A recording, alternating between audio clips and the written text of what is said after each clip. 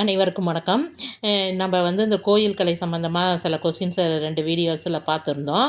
அந்த வரிசையில் பார்த்திங்கன்னா, கோயில் கட்டிட உறுப்புகள் அப்படிங்கிறத பற்றி பார்க்கலாம். இதில் 6 உறுப்புகள் வருது. அதாவது என்னென்னு பார்த்திங்கன்னா, அடி, உடல், தோல், கழுத்து, தலை, முடி அப்படின்னுட்டுன்னு. அடிங்கிறத சிற்ப நூல்களில் வேறு வேறு பெயர்களில் என்னென்ன சொல்கிறாங்கன்னு சொல்லி பார்க்கலாம். அதிஷ்டானம் அப்படின்னு சொல்கிறாங்க. அதிஷ்டானம்னா தரை அமைப்பு. இந்த அதிஷ்டானம் அப்படிங்கிறத வேற என்னென்ன பெயர்களில் சொல்கிறாங்கன்னு பார்த்தீங்கன்னா, மசூரகம், ஆதாரம், தலம், பூமி அப்படின்னு சொல்கிறாங்க. இரண்டாவது பார்த்தீங்கன்னா உடல்ங்கிறத சிற்ப நூலில் பாதம் அப்படின்னு சொல்கிறாங்க. இது கருவறை.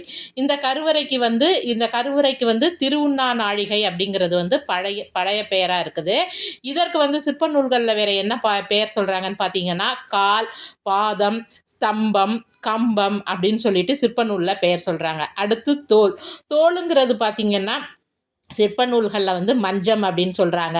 தோலுங்கிறது தல வரிசை, அதாவது அந்த தல வரிசைகளை பற்றி சொல்கிறது.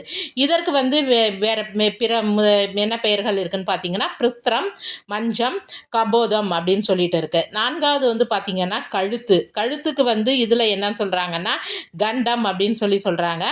அதாவது தோலை அடுத்து வர்றது. இதற்கு என்ன பெயர்கள் என்னன்னு பார்த்தீங்கன்னா, கண்டம், களம், கர்ணம் அப்படின்ட்டுன்னு வரும். அடுத்து தலை அல்லது கூரை. தலைங்கிறதுக்கு என்னன்னு பார்த்தீங்கன்னா, தலைங்கிறது சிற்ப நூல்களில் என்ன சொல்கிறாங்கன்னா, பண்டிகைன்னு சொல்கிறாங்க. இதை தமிழ் நூல்களில் கூரை அப்படின்னு சொல்கிறாங்க. நம்ம நேற்றே பார்த்துருப்போம், கடந்த வீடியோவில் பார்த்துருப்போம்.